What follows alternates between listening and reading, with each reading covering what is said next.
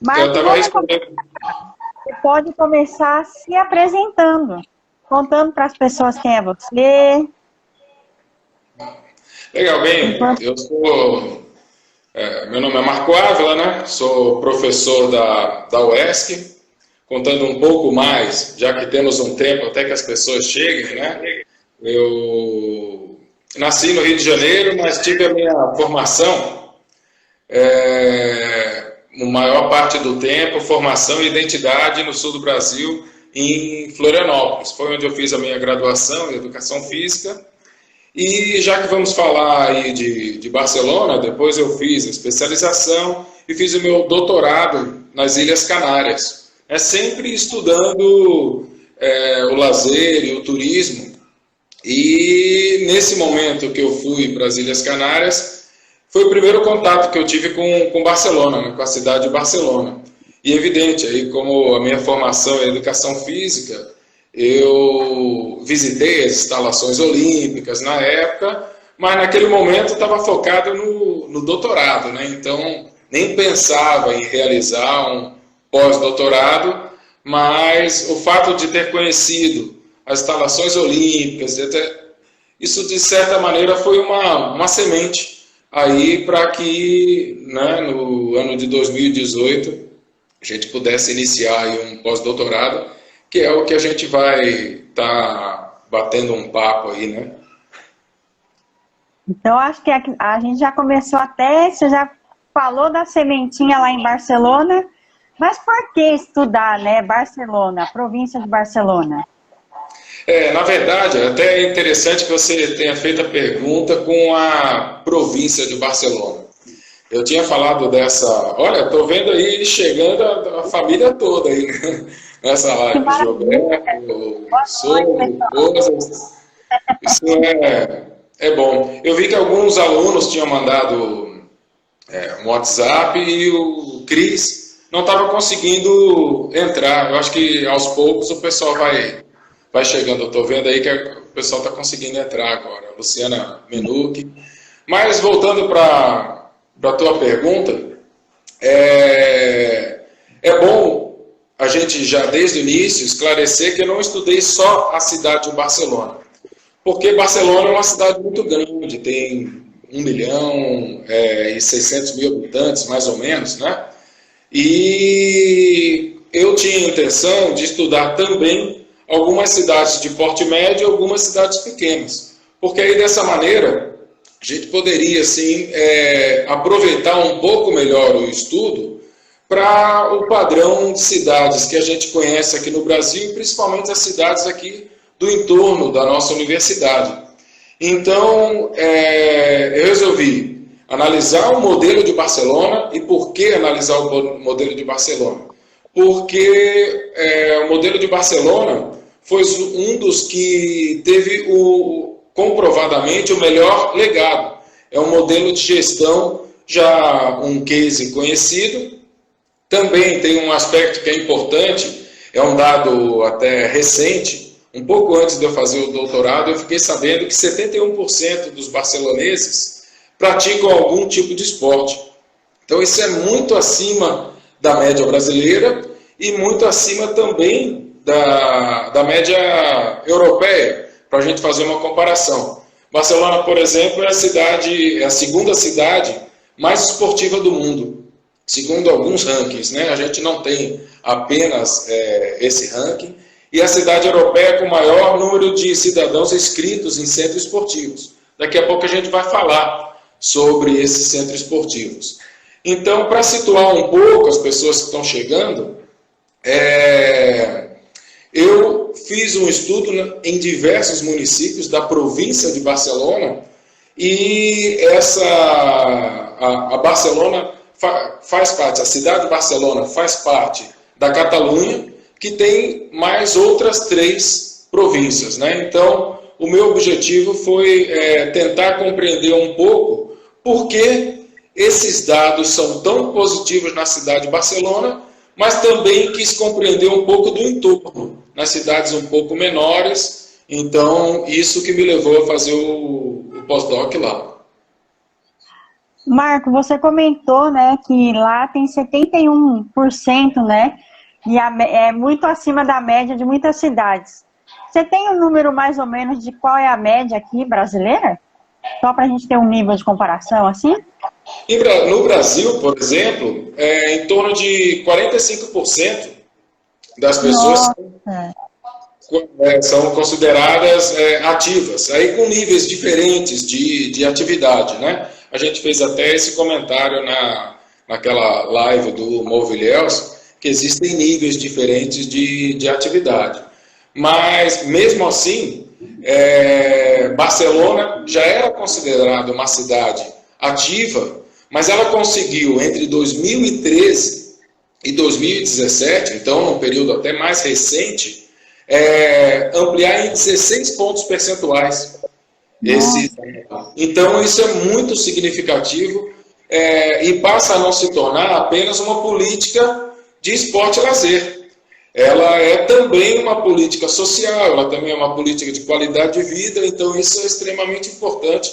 Eu não vou adiantar algumas coisas, assim, porque imagino que você deve ter preparado algumas perguntas, mas é bastante interessante a gente compreender que quando a gente investe em esporte, em lazer, a gente não está investindo apenas nesses campos. Um dos campos que a gente está investindo diretamente é na saúde, por exemplo, na qualidade de vida, né? Sim. Ô Marco, e esse estudo, né, na província de Barcelona e também nas outras cidades próximas, como é que ele foi realizado? Para coletar os dados, eu achei que o melhor caminho seria entrevistar os gestores públicos de lazer. Então, essa foi uma estratégia que, depois, concluído o pós-doc, ela foi uma estratégia muito interessante. Porque, primeiro, o nível de recepção foi altíssimo, foi 100%. Eu fiz o convite para 16 pessoas e consegui entrevistar, dessas 16, consegui entrevistar 15. Essa última pessoa, ela se colocou à disposição, mas já tinha passado o período de coleta de dados e eu acabei não entrevistando. Isso demonstra, primeiro, a disponibilidade, a maturidade, o valor que esses gestores dão aos estudos que são feitos sobre lazer e também do desejo de demonstrar o quanto esse modelo ele é exitoso. Por mais que ele tenha falhas, por mais que eu tenha encontrado também alguns problemas, isso foi um aspecto interessante. Então, eu entrei em contato com esses 15 gestores, a gente agendou a entrevista, eu gravei essas entrevistas para poder depois fazer uma análise mais detalhada e as transcrições. Entrevistei também 2 dirigentes, esses dirigentes de órgãos, né, que são importantes e que se assemelham aqui a uma Secretaria de Estado de Esporte e Lazer. Entrevistei também um acadêmico especialista em gestão esportiva de uma universidade, para a gente ter essa visão também acadêmica. Em cada cidade que eu visitava, eu procurava chegar um pouquinho antes para fazer um registro fotográfico dos locais que eu tinha verificado que existiam na cidade, e em alguns casos a gente fazia uma visita técnica. Quando existia disponibilidade desse gestor, a gente percorria um pouco desses locais, desses equipamentos, para verificar as atividades e também conhecer esses espaços de lazer. O que é interessante dizer, assim, que, como eu tinha comentado, esses municípios, Barcelona, como eu falei, é uma cidade muito grande, mas nós tivemos a oportunidade de visitar municípios com 5.000 habitantes, ou seja, muito pequenos e que se assemelham a alguns municípios aqui, inclusive da nossa região. O objetivo era verificar se o fenômeno esportivo ele era valorizado apenas em Barcelona ou se isso tinha um efeito multiplicador para esses municípios vizinhos. E só para ter uma noção o quanto é complexa essa questão dos municípios em cidades estrangeiras, Uma das cidades, que é Hospitalet de Llobregat, que ela fica muito próxima de Barcelona, muitas vezes não dá para ter nem noção quando você está numa cidade, na outra, foram computados lá 108 nacionalidades.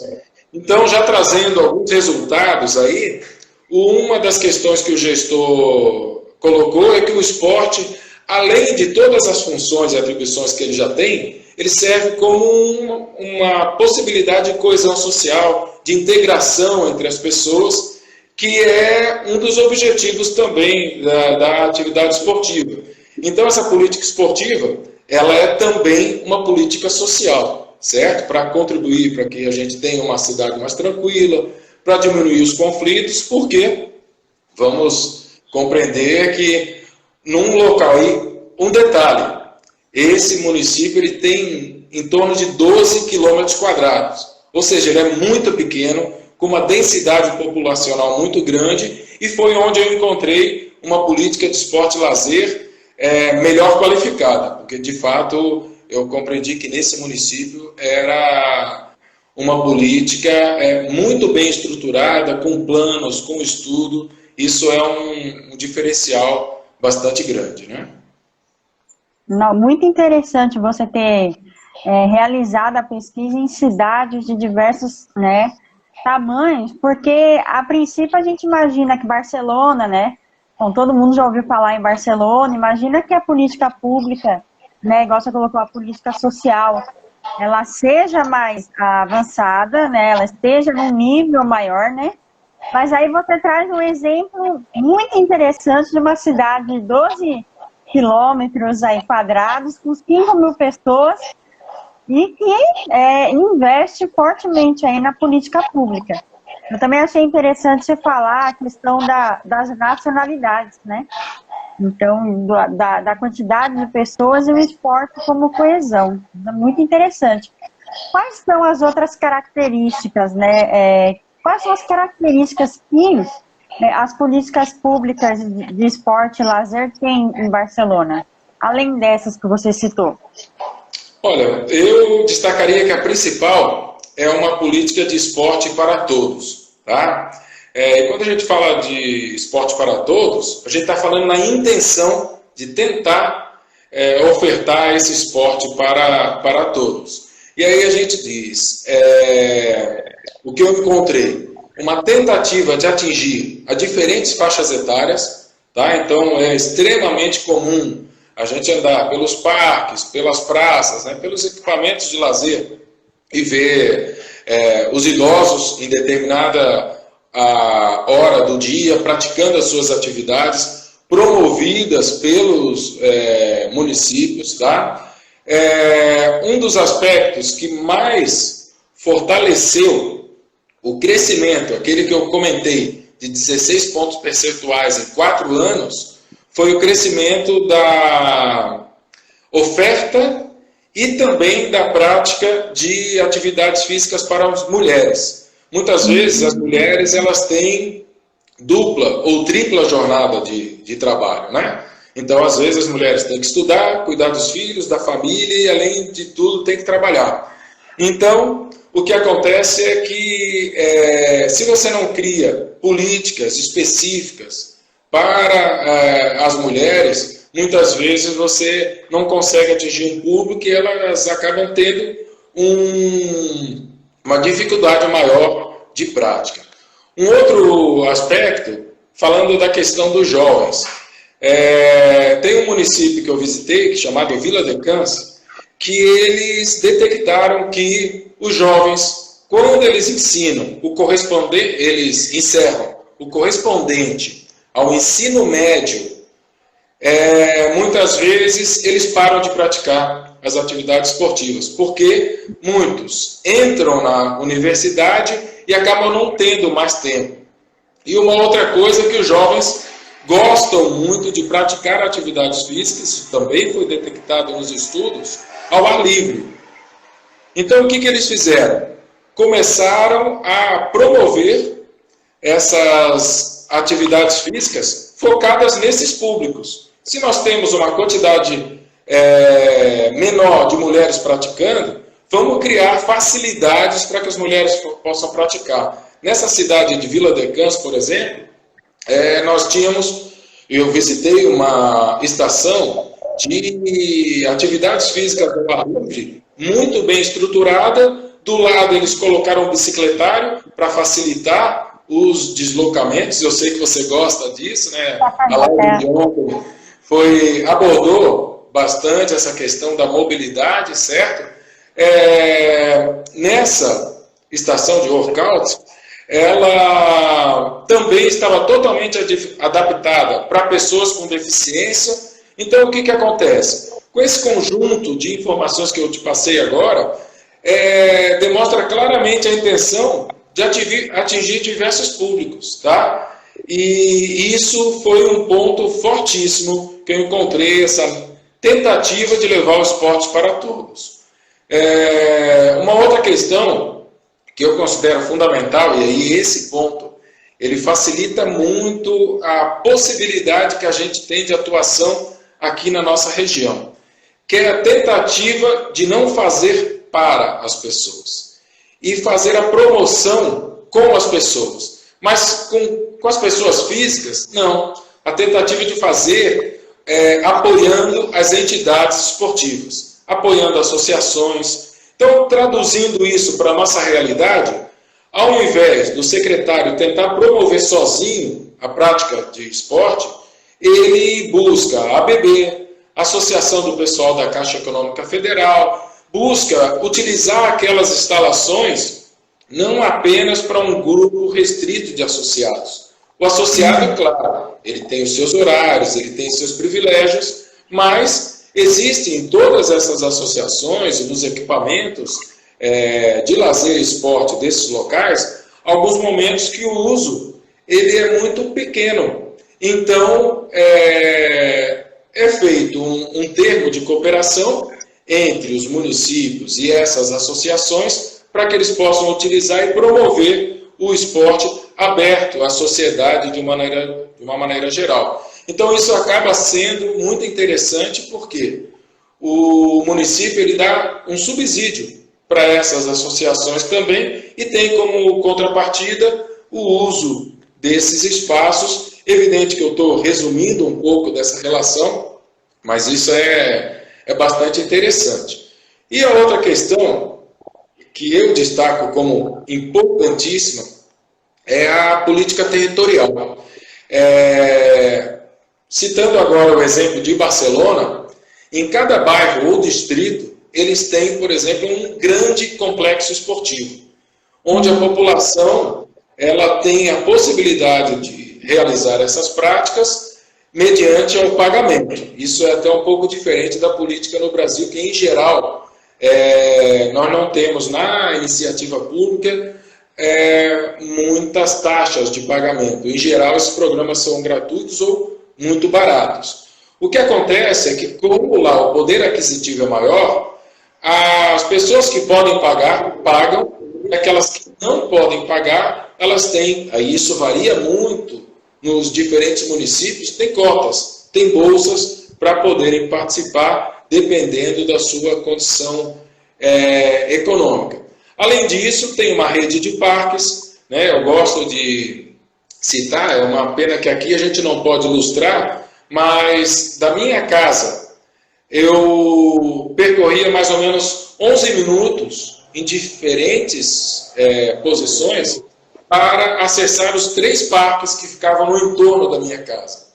Então eu podia escolher, quando eu queria praticar alguma atividade com meu filho, a gente ia lá jogar ping-pong, jogar futebol, ele está me assistindo agora aí, ele sabe como é que é essa relação, a gente tinha que caminhar no máximo 15 minutos. Então o que é isso? É um facilitador. Eu não tenho que pegar um transporte público para ir até um equipamento. Então essa política territorial, a rede de equipamentos que existe na orla, né, os equipamentos que existem nas praças para os idosos e para as crianças, faz com que a cidade sinta vontade de praticar atividade física, de vivenciar o lazer, e isso é extremamente importante. E para finalizar, esse item está relacionado com aquele que eu falei das associações, é uma governança participativa. as pessoas se sentem envolvidas com os processos, tá? A gente tem muito a caminhar aqui no Brasil nesse aspecto, porque as pessoas muitas vezes não se sentem parte. Elas não gostam nem de participar da reunião de condomínio, sabendo que o condomínio e o seu bairro são as instâncias mais próximas e onde elas realmente podem transformar. A gente não consegue transformar uma política federal, muitas vezes, porque a gente se sente com uma dificuldade muito grande de acesso. Mas se você começa a melhorar o seu entorno, participar do seu entorno, eu vejo que isso é um ponto extremamente positivo de Barcelona, e eu diria assim, isso é muito maior nos municípios menores, a participação da vida em comunidade. Marcos, você falando aqui é quase que fosse outro mundo. Isso é inimaginável, a gente não tem nem uma proximidade com essa política aqui. E não é Ilhéus, né, ou Itabuna, não. Acho que a nível nacional mesmo, né? Você conhece alguma cidade que tenha algo parecido com isso? Sim, por curiosidade. Na verdade é o seguinte, a gente se sente assim, mas entrevistando um dos gestores, ele falou, mas nós estamos muito distantes da Suíça. Então, eles falaram que achavam que nessa questão da participação era ainda um desafio para eles tentar melhorar, certo? Então, o que acontece? Nós aqui temos uma série de iniciativas nesse sentido, tá? Nós já tivemos governos, por mais que tivessem alguns problemas, eles incentivavam, governos federais no passado, incentivavam essa gestão um pouco mais participativa, né? Evidente que existem diversos caminhos para a gente chegar aos objetivos, mas eu acredito muito mais numa gestão participativa. Vamos dizer assim que eu não conheço assim, modelos e não poderia assim, dar um modelo ou um município que eu considero que seja extremamente participativo, porque muito disso às vezes aparece num case, em um artigo, e muitas vezes a gente consegue saber se verdadeiramente a cidade ela é participativa quando a gente vivencia isso, né?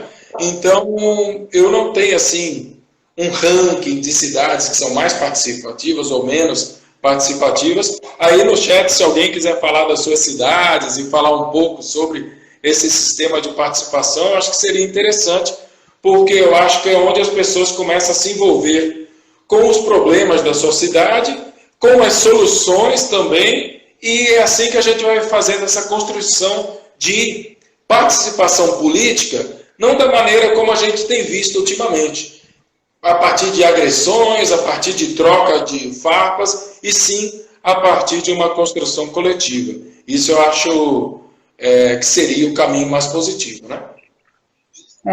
Tem bastante gente aqui que chegou no chat. Boa noite. A professora Magali Romão colocou aqui que lá em...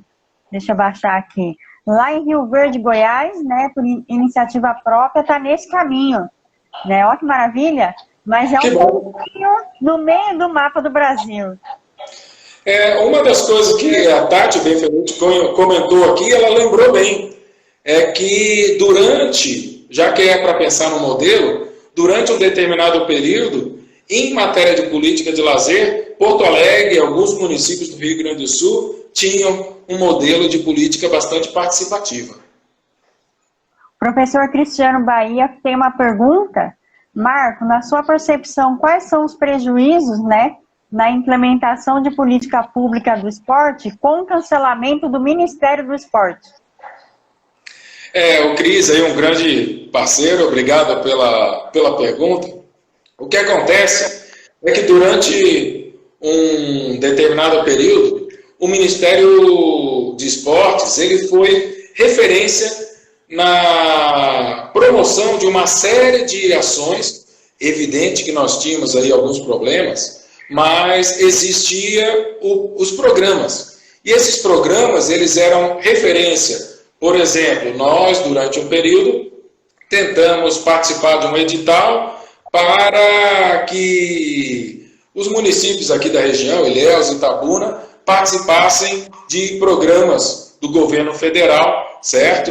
E tivemos êxito, né? Em alguns municípios aqui acabavam tendo essa participação. Então, quando o governo federal ele serve de referência para essas ações, e você tendo um ministério, e tendo, mais do que ter o ministério, é ter a valorização desses programas, certo? Isso vai provocando uma reação em cadeia. Nós, por exemplo, eu e o próprio Cristiano Bahia, participamos de um programa da Rede Sedes, que era de capacitação de gestores. Por exemplo, uma das ações era a capacitação de gestores. Então, se a gente tem a possibilidade de trabalhar, por exemplo, essa capacitação, uma das ações que acaba tendo como reflexo é justamente uma política de esporte e lazer mais qualificada nos municípios. Então, toda vez que você tem a retirada de ações do Ministério, de verbas do Ministério, seja ele qual for, acaba tendo um reflexo lá na ponta, que é no município, que é justamente onde tudo acontece, certo?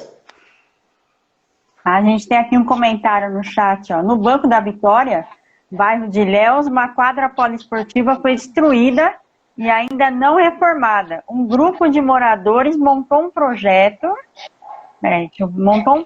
reuniu recursos, material humano e tentou ajustar com o órgão competente, mas nunca houve interesse nem resposta.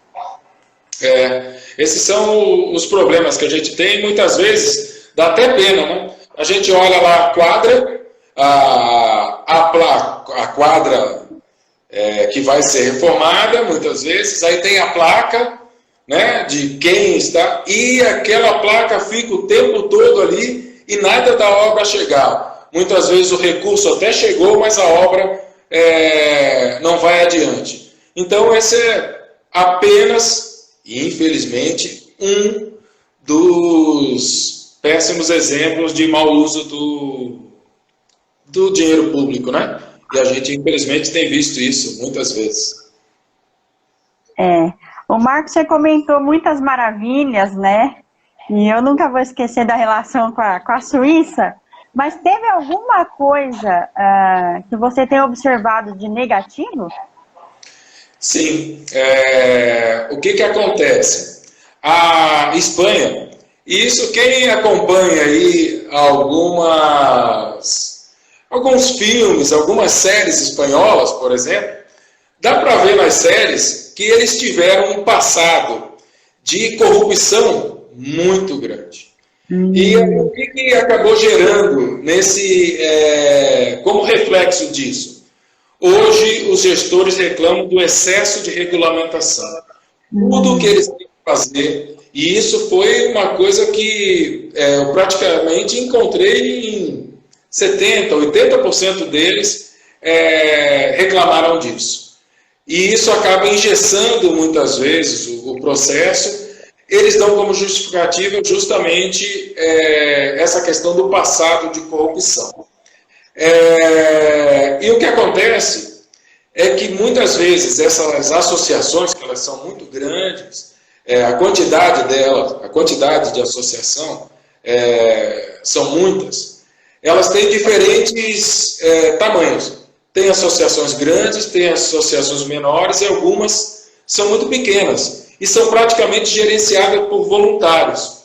Então, eles disseram que seria necessário, principalmente com esse excesso de regulamentação, a quantidade de documentos que são solicitados aí para essas associações, que eles tivessem um apoio, que tivessem capacitações, porque algumas estão fechando justamente por não conseguir dar conta de todo esse excesso de regulamentação. Um outro problema que foi identificado é a dificuldade na formação profissional. E a explicação é simples. Eles cresceram muito o volume de centros esportivos, a quantidade e a demanda de escolas por profissionais de educação física fez com que o esporte crescesse muito e eles não conseguiram formar pessoas numa quantidade suficiente para atender a toda essa demanda. Então, eles falaram desse problema e também de uma falta de regulamentação dessa profissão, né? Então, foram os problemas principais apontados. Tem outros, mas esses são os principais. Certo. Ô Marco, dessa sua experiência lá, do estudo que você fez, de toda essa bagagem, vamos começar assim a nível nacional, aí depois a gente traz para nível de Ilhéus, né, que é uma gestão mais local, né? O que a gente pode trazer dessa experiência? O que pode ser feito aqui? Eu vou tentar me ater um pouco mais à questão dos municípios e não na instância federal, porque por mais que eu tenha tido acesso a documentos que são de nível federal, existe, por exemplo, diferenças muito grandes entre a política esportiva que é feita em Barcelona e que é feita em Madrid, certo? Então são diferentes abordagens, e eu não estou dizendo que uma seja melhor do que a outra aqui nesse momento, estou dizendo que elas são diferentes, né? Então, uma das questões que eu acho importante que a gente poderia trazer para cá é uma instância e um estudo que é de apoio aos municípios, certo? E é feito um estudo chamado Círculo de Comparação Municipal. O que é isso? Todos os anos eles fazem um levantamento tentando fazer um diagnóstico de como está a situação dos diferentes serviços, aí não só esporte e lazer, então entra a questão das bibliotecas, dos bens culturais, né, dos mercados públicos. Então eles fazem esse círculo de comparação, que são estudos anuais. De acordo com as notas que eles vão recebendo e com as queixas que eles vão recebendo, eles tentam fazer com que o uso das verbas seja proporcional para tentar equiparar esses serviços em uma região. Então vamos dizer que aquele município que eu falei lá, que tinha 5 mil habitantes, foi detectado que os jovens não estão praticando. O que eles vão tentar fazer? Eles vão tentar criar mecanismos para que os jovens comecem a participar dessas ações. Então o objetivo é padronizar. Então isso, na minha visão, é muito importante, certo? E outra é melhorar a qualidade dos serviços num mesmo patamar. E outra questão é utilizar o orçamento de uma maneira inteligente, porque aí você não está priorizando A, B ou C em função de questões políticas, mas sim em função das necessidades que foram diagnosticadas. Então, eu diria assim, além dessas questões que a gente falou, que, por exemplo, a questão do trabalhar junto com as associações. Isso é extremamente viável para a nossa realidade, certo? Nós tivemos agora algumas iniciativas aqui na nossa cidade que tiveram reflexo que a gente já vê que é extremamente positivo, que é tentar utilizar o espaço público, as reformas que foram feitas no entorno da ponte, e valorizar esse espaço com equipamentos de lazer, praças, ciclovias, quadras. Isso é extremamente interessante e, se a gente vê isso em Barcelona, é interessante. Agora, o que é bom a gente falar? Saindo um pouco da questão do eixo de Barcelona, ontem eu assisti a um programa de TV do Pedro.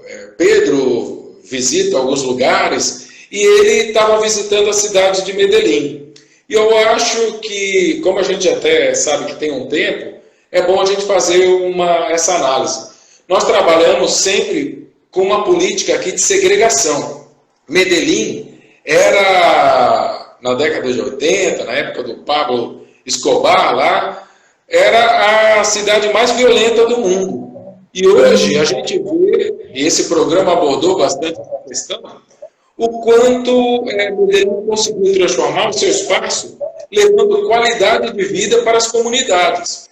Então, aqui em Ilhéus, por exemplo, e em diversas cidades, a gente vê que os espaços privilegiados são, em alguns bairros privilegiados, são na área central, e aí eu acho que o que a gente tem que pensar nesse sentido é tentar valorizar, principalmente, os bairros periféricos, fazendo com que as pessoas tenham acesso ao lazer, à cultura, ao esporte, no seu bairro, porque aí as pessoas acabam se sentindo mais privilegiadas, né?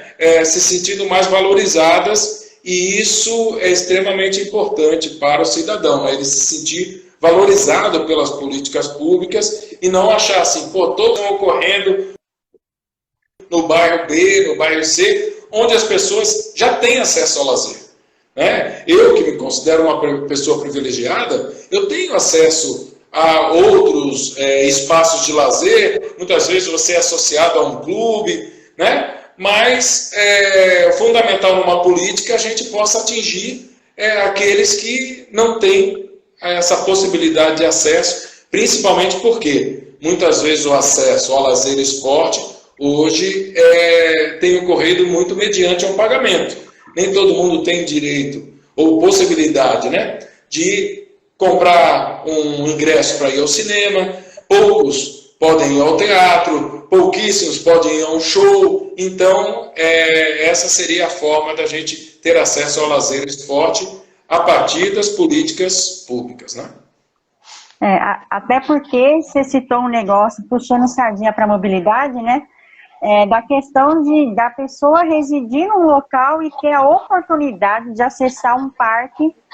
Não, né? Você citou até 3 parques caminhando 15 minutos, né? Então, para a qualidade de vida, né? E trazendo um pouco a questão de planejamento urbano, para a gente ter pessoas que se deslocam por modos ativos, que têm menos dependência automotiva na vida como um todo, né? É importante que haja esses espaços de lazer. A gente já sabe, né, que o cidadão, que ele vai caminhando, que ele pedala, ele tende a levar esse comportamento para outros momentos da sua rotina. Claro. Não só para fazer um comentário, eu sei que você gosta disso, então, tem um dado que 90% dos barceloneses tem uma ciclovia a menos de 300 metros da sua casa. Olha que coisa interessante. 90% das pessoas. Aqui tem o projeto de bicicletas públicas. Esse dado eu vou pegar aqui para não... De janeiro a agosto de 2018, 22 novas ciclovias foram abertas na cidade. Em setembro, a cidade tinha... Setembro de 2018, tinha 200 quilômetros de ciclovia. Ou seja, é um estímulo que as pessoas no seu cotidiano possam transitar de bicicleta, já trazendo um bem-estar, trazendo saúde. Então, essa realidade é muito distante da nossa. Aqui em Ilhéus, por exemplo, as pessoas usam muito a bicicleta, mas muitas vezes tem que desafiar os carros, né? Tem a questão da insegurança. Então, isso, quando a cidade está se preocupando com o cidadão acaba retornando de outra maneira para a cidade, se envolvendo com as atividades. Isso é extremamente interessante. Eu vou voltar aqui numa pergunta que foi feita pelo Samuel. Vou voltar aqui, ver se eu consigo voltar, que relaciona algo do lazer e trabalho. Vou só voltar aqui, tem vários. Samuel Macedo, o professor Samuel, será que é ele? Seria um grande prazer aí ter o professor Samuel aqui na nossa live. Não sei se é ele ou não, é porque eu acabei não acompanhando assim todos os chats. Tô tentando encontrar aqui, peraí. Joia. Por que o Brasil não conseguiu construir um bom diálogo entre o lazer e o trabalho? Oi, Paula, você pode repetir um pouco, porque ficou cortada um pouco a pergunta, eu não consegui ouvir. Opa. Por que no Brasil não conseguimos construir um bom diálogo entre o lazer e o trabalho? Olha, boa pergunta, né? Essa é uma pergunta que eu utilizo muito nas minhas aulas de lazer. Então, é evidente, ela foge um pouco dessa questão do coisa, mas é uma excelente pergunta porque é uma oportunidade da gente refletir um pouco sobre essas questões. É uma característica meio de ser humano colocar e dividir as coisas em compartimentos. Só que a gente tem observado que algumas coisas, e isso não é uma coisa só do Brasil, né?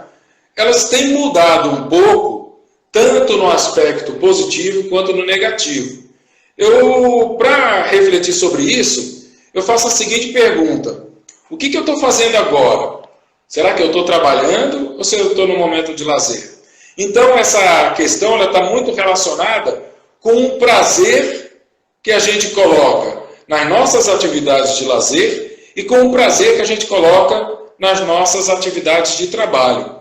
Então, para algumas pessoas, o lazer, o trabalho pode ser extremamente prazeroso. E isso se aproxima muito da dimensão do lazer. Vamos dar como exemplo os artistas, né? Um jogador de futebol, certo? Então, muitas vezes, essa dimensão ele se aproxima. Mas, infelizmente, nós temos tipos de trabalho que não geram nenhum prazer para as pessoas. E, infelizmente, os estudos demonstram que a maioria das pessoas não estão satisfeitas com o seu trabalho. Então, a chave disso tudo seria tentar encontrar no seu trabalho a realização, encontrar o prazer, e aí eu traria essa resposta para algo um pouco maior, que seria a possibilidade da gente ter uma vida mais feliz. Quando a gente tem oportunidade de lazer, quando a gente tem a possibilidade de ter um trabalho que traga realização, que traga prazer, em geral, a gente tem mais ou menos aí retrato de um ser humano feliz, certo? É claro que tem muitas outras variáveis aí, mas a gente pode atribuir para a resposta dessa maneira, né? Se eu bem entendi, essa live é um lazer, por exemplo. Isso, então, por isso que eu fiz a pergunta. Quando a gente está fazendo algo de maneira prazerosa, está aqui conversando e dialogando com amigos, com familiares, não sei o quê, isso passa a já não ser uma obrigação. Não vim para cá por obrigação. Então, isso é uma atividade, até mesmo acadêmica, de cunho cultural, mas que está muito relacionado com o prazer. E isso, o ambiente virtual, ele tem trazido muito para a vida das pessoas, né? Então, eu acho que no momento atual, mas tem um problema, e falando já de uma maneira muito rápida, os aspectos negativos, né? Que o excesso do uso do virtual também traz problemas, como o vício, traz problemas como dependência. Então, algumas pessoas estão tendo até que se desintoxicar das redes, e aí é papo para outra live, né? Eu tenho uma pergunta, né? Aqui no Brasil, quando a gente vê o investimento no esporte, geralmente tem a valorização do futebol, especialmente Sim. o futebol masculino, né? E, por exemplo, né, tem até o comentário aqui dos novos espaços, quadras, né? Próximo à ponte, né? Que são quadras de futebol.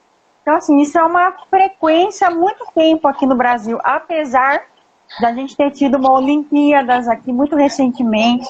A gente até esquece às vezes, né?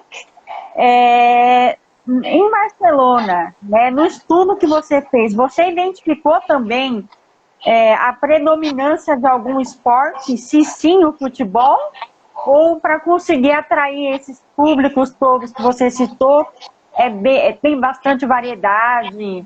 Como é que funciona isso? Excelente pergunta, tá? Eu até abri, como esses são dados, eu abri aqui um slide da minha apresentação com esses dados. E aí, um outro aspecto positivo é o sistema de indicadores que Barcelona tem, certo? Então, para falar da tua pergunta especificamente, as atividades mais praticadas, né? Essa permite múltiplas respostas, tá? O caminhar 30,3%, natação 20,1%, correr, de uma maneira geral, 16,5%, o uso de aparelhos cardiovasculares, de musculação e etc., 15,2%. Aí entra também a musculação especificamente, com 8,8%. Excursionismo, né, principalmente de montanha, que tem uma área de Barcelona que trabalha muito com excursionismo, 6,9%, yoga 6,8% e aí veio o futebol, com 6,8% empatado com o yoga. Quando a gente traz para a realidade brasileira, essa predominância do futebol é muito grande.